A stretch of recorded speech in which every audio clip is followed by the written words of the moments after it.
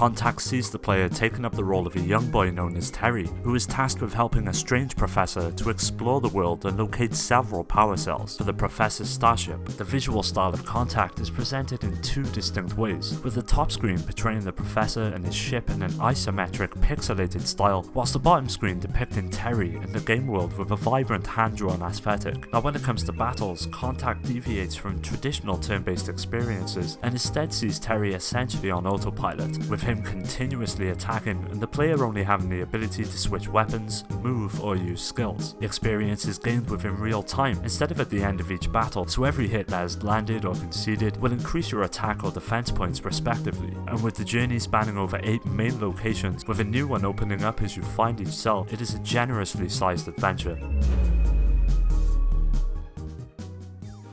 Originally a light gun game, Point Blank makes the transition to the DS thanks to the touchscreen interface of the machine. The shooting manages to feel natural and portray the same experience, albeit in the palm of your hands and on the go. Several modes comprise the game, with arcade, multiplayer and free play being the most memorable, but included as well is the brain massage mode that essentially charges the player with completing a set amount of stages in order to unlock titles that will satisfy the collectors, with up to 100 to obtain. If you have fond memories of playing this back on the PlayStation, this one is a no-brainer, and for those looking for something fun and quick to pick up and play, Point Blank has got you covered.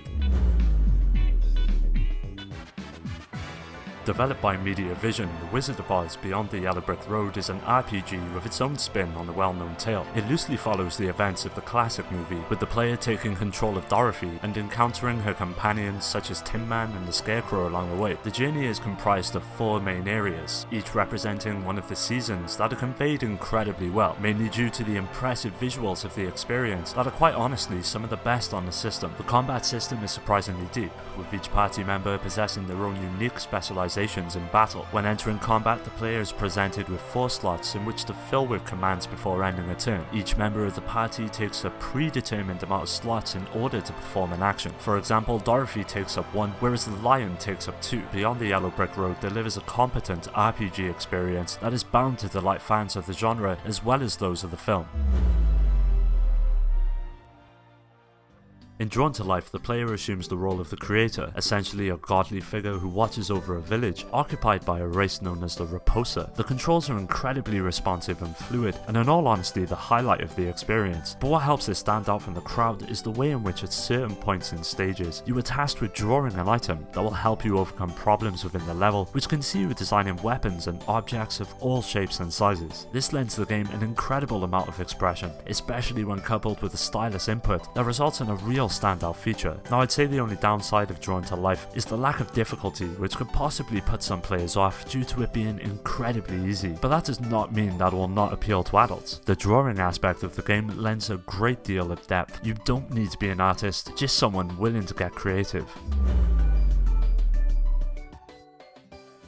Guilty Gear Dust Strikers takes the well-known 2D fighting franchise and instead presents the action in a new way that focuses on the use of 4 characters. Each fight takes place on platforms that utilize the 2 screens of the handheld. The objective of each fight is to ultimately conquer your opponents through the use of character-specific techniques as well as basic attacks, but what manages to mix up the game is the inclusion of items and a combo system that rewards you with higher damage depending on the length of the combo. With a whole host of characters available, a generous amount of minigames, as well as a fleshed out story mode to get stuck into, there is plenty to keep you busy. So if you're looking for a fast-paced fighter on the DS or a unique take on the Guilty Gear series, Dust Strikers is the game for you.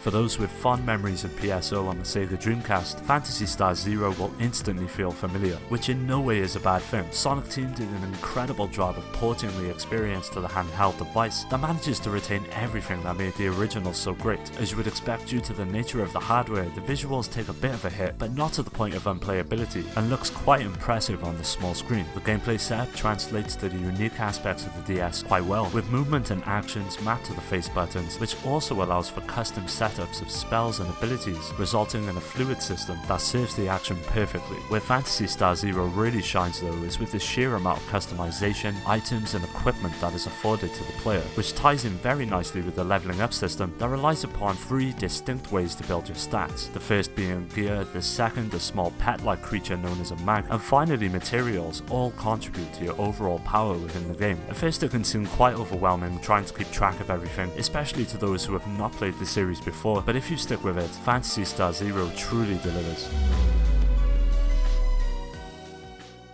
Glory of Heracles for the Nintendo DS was the first entry in the series to leave Japan, planting its story deep within Greek mythology. The journey takes a few liberties with the subject matter and carves its own tale that follows the escapades of Heracles, a young man who has lost his memory but is endowed with the ability to never die. Along the way you encounter others who possess the same ability and ultimately decide to embark on a quest to unravel the secrets of your past. Gameplay wise, Glory of Heracles stays true to the classic RPG formula we've all come to know. A huge map occupied by towns that are full of shops, inns and NPCs, a whole host of abilities and equipment for your party to unlock and utilize, as well as several monster-ridden dungeons to overcome, which results in one hell of a lot to do. The battle system manages to mix things up slightly by betraying the action on a 2x4 grid that assigns certain limitations upon your party. For example, the first row will only be able to deal physical damage, whereas the ones in the back will only be able to execute range. You have complete control over each party member's position, which adds in a nice strategic aspect to the gameplay. If you're looking for a solid, classical RPG on the Nintendo DS, Glory of Heracles will provide that and much more.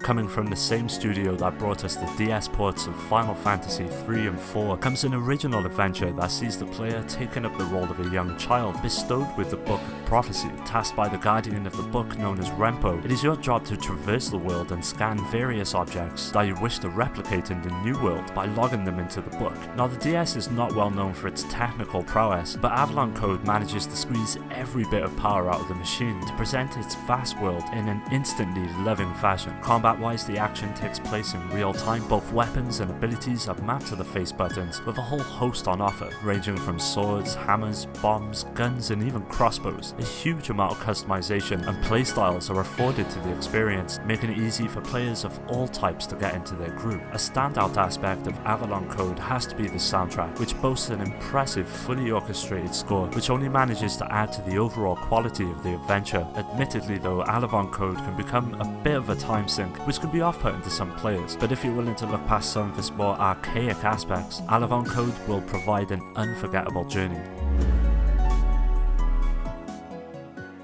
Pokemon Conquest takes the series and marries it with the likes of Final Fantasy Tactics to create a unique turn-based RPG. The action takes place on a grid, with each side allocated a specific amount of moves, with a total of 6 Pokemon to bring to the fight. As you would expect, in order to deal damage, you must at first be in range of an enemy. Each Pokemon has a special ability that has its own attributes such as effectiveness, but will differ depending on the type of Pokemon you're targeting. To mix things up, each battlefield possesses terrain that will force players to adapt to each encounter on the fly. This really helps to keep each battle feeling fresh. The main campaign clocks in at about 7 hours for most players, but where most of the value of the experience resides is within its post-game. Nearly 100 hours of extra content is added into the playtime, with an additional 32 episodes being unlocked upon completing the main quest. This adds an incredible amount of replayability and value for money, enough so that Pokemon Conquest would make a worthy addition to your collection.